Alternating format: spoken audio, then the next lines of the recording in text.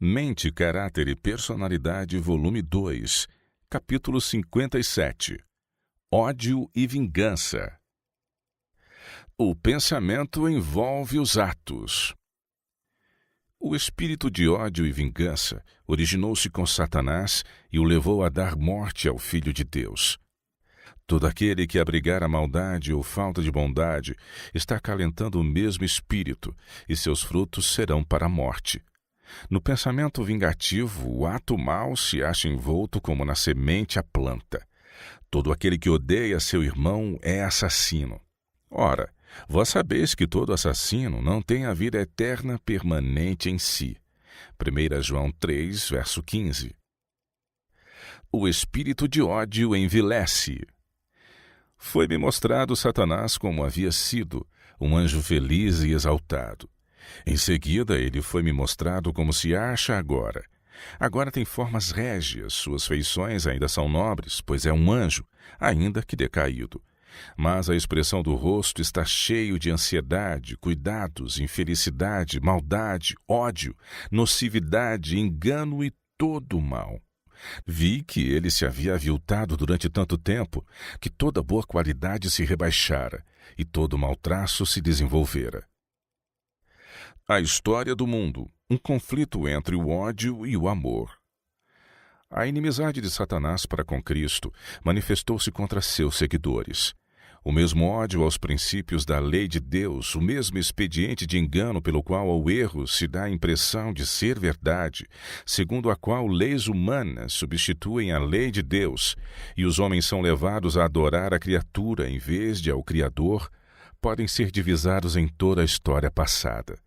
Os empenhos de Satanás de representar mal o caráter de Deus, de levar os homens a acalentar um falso conceito do Criador e assim considerá-lo com temor e ódio em vez de amor, seus esforços para pôr à margem a lei divina, levando o povo a julgar-se isento de suas reivindicações, e sua perseguição aos que ousam resistir aos seus enganos, foram perseverantemente seguidos em todas as épocas. Esses enganos podem ser observados na história dos patriarcas, profetas e apóstolos, dos mártires e reformadores. A transgressão pôs o homem em harmonia com Satanás. Quando o homem transgrediu a lei divina, sua natureza tornou-se má, e ele ficou em harmonia com Satanás e não em desacordo com ele. O ódio existirá enquanto existir o pecado.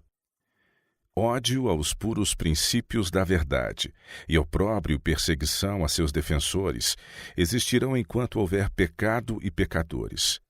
Os seguidores de Cristo e os servos de Satanás não podem harmonizar-se. A reprovação desperta o ódio. O mesmo Espírito que produziu a rebelião no céu ainda inspira a rebelião na terra. A reprovação do pecado suscita ainda o espírito de ódio e resistência. Quando a consciência é advertida pelas mensagens divinas, Satanás leva os homens a justificar-se e a procurar simpatia de outros em seu caminho de pecado. Em vez de corrigirem seus erros, indignam-se contra aquele que reprova, como se fora ele a causa única da dificuldade. Desde os dias do justo Abel até ao nosso tempo, este é o espírito que tem sido manifestado para com os que ousam condenar o pecado. A inveja desperta o ódio. Posto que Saul estivesse sempre alerta procurando uma oportunidade para destruir a Davi, tinha receio dele, visto ser evidente que o Senhor estava com ele. O caráter irrepreensível de Davi suscitou a ira do rei. Ele imaginava que a própria vida e presença de Davi lançavam um opróbrio sobre ele, visto que contrastadamente apresentavam com desvantagem o seu caráter. Era a inveja o que infelicitava a Saul e punha em risco o humilde súdito de seu trono. Que mal indescritível tem feito em nosso mundo este mau traço de caráter!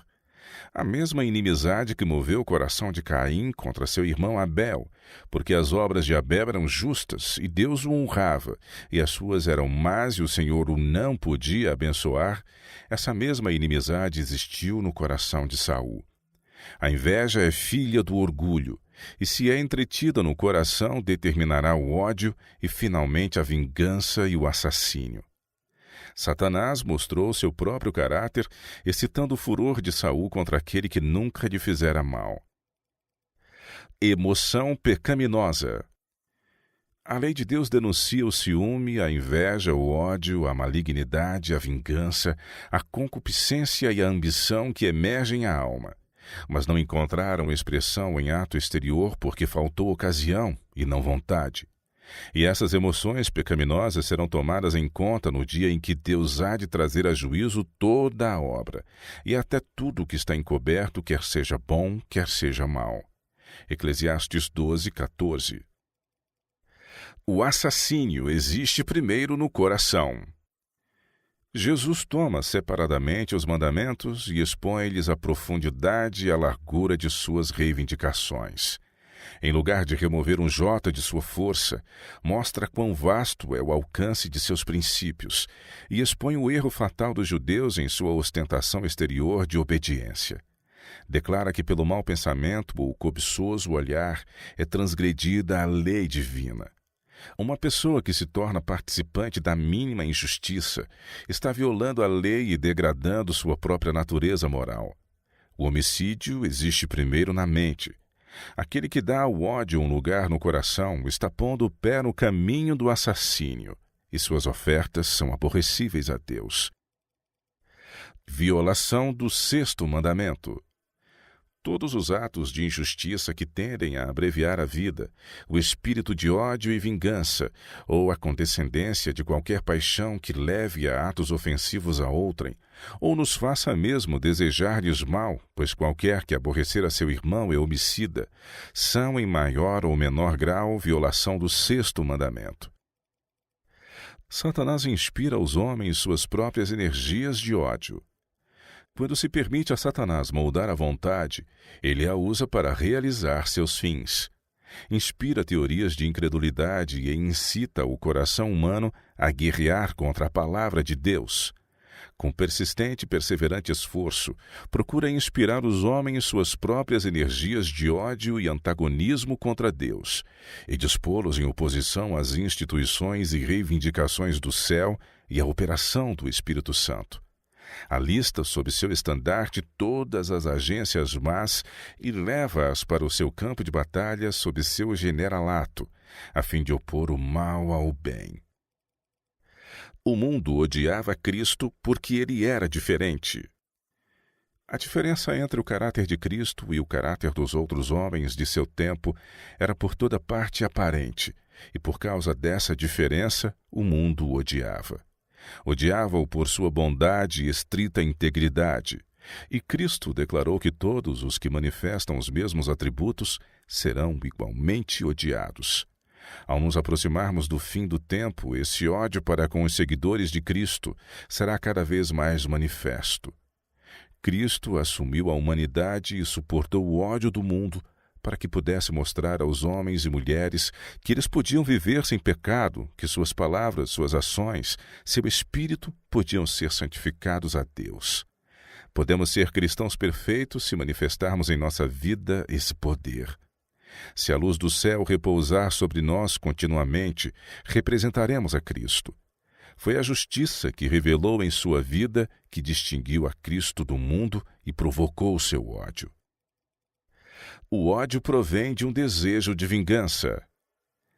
Satanás contestava tudo a que o Filho do Homem visava, empregando os homens como seus agentes a fim de encher de sofrimento e tristeza a vida do Salvador. O sofisma e a falsidade pelos quais procurava estorvar a obra de Jesus, o ódio manifesto por meio dos filhos da desobediência, suas cruéis acusações contra aquele cuja vida era de bondade sem precedentes, tudo proveio de um sentimento de vingança profundamente arraigado. Os fogos da inveja e maldade, ódio e vingança que se achavam contidos irromperam no Calvário contra o Filho de Deus, ao mesmo tempo que o céu todo contemplava a cena em silencioso horror. O ódio contra os pais, palavras a uma jovem senhora. Tens especialmente uma obra a fazer, isto é, Confessar com humildade teu procedimento desrespeitoso para com os pais. Não há razão para essa desnatural manifestação para com eles. É um espírito puramente satânico. Ele é deste guarida porque tua mãe não aprovou teu procedimento.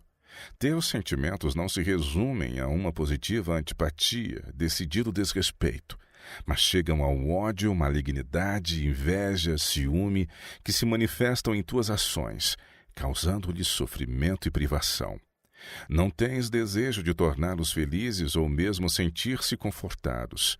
Teus sentimentos são volúveis.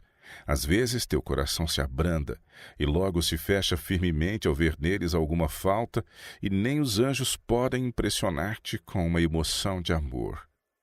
O mau demônio te controla, e odeias e és odiosa. Deus anotou tuas palavras desrespeitosas, teus atos indelicados para com os pais, a quem Ele te ordenou honrar. E se deixares de reconhecer este grande pecado e dele te arrependeres, ficarás em trevas cada vez maiores, até seres deixada por conta de teus maus caminhos. Satanás deleita-se em controlar a mente das crianças. Que desgosto ver filhos de pais tementes a Deus, indisciplinados e desobedientes, desagradecidos e voluntariosos, decididos a seguir seus próprios caminhos, a despeito das perturbações ou mágoas que ocasionem aos pais. Satanás se delicia em governar o coração das crianças, e caso lhe seja permitido insuflar-lhes o próprio odioso espírito. O espírito de ódio reage. Ninguém pode odiar o irmão ou mesmo o inimigo sem colocar-se sob condenação. Vingança não traz satisfação. Lembrai-vos de que um discurso de vingança nunca faz a pessoa sentir ter ganho uma vitória. Deixai que Cristo fale por vosso intermédio. Não percais a bênção que advém de não pensar o mal. Anuvia o poder perceptivo. O orgulho, o amor próprio, o egoísmo, o ódio, a inveja e ciúme anuviaram o poder perceptivo e a verdade, que vos tornaria sábios para a salvação. Perdeu seu poder de encantar e controlar a mente. O ódio do amor remove a amargura. Não permitais que vosso ressentimento redunde em maldade. Não consentais que a ferida supure, abrindo-se em termos envenenados que venham a deixar nódoa no espírito dos que vos ouvem. Não admitais que persistam em vosso espírito e no dele pensamentos de amargura. Ide ter com vosso irmão e com humildade e sinceridade, debatei com ele o assunto. Todo o céu toma interesse na entrevista que se efetua entre o ofendido e o ofensor. O santuário do amor faz cessar a dor provocada pela injustiça. O Espírito de Deus torna a unir os corações e há nos céus música pelo restabelecimento da união. O coração que dá amor por ódio. Não é a posição social na terra, nem nascimento, nem nacionalidade, nem privilégio religioso, o que prova que somos membros da família de Deus. É o amor, um amor que envolve toda a humanidade. Mesmo pecadores cujo coração não se acha inteiramente cerrado ao Espírito de Deus, corresponderão à bondade. Conquanto devolvam ódio por ódio, darão também amor por amor. É, porém, unicamente o Espírito de Deus que dá amor em troca de ódio. Ser bondoso para o ingrato e o mal, fazer o bem sem esperar retribuição, é a insígnia da realeza celeste, o sinal certo pelo qual os filhos do Altíssimo revelam sua elevada condição.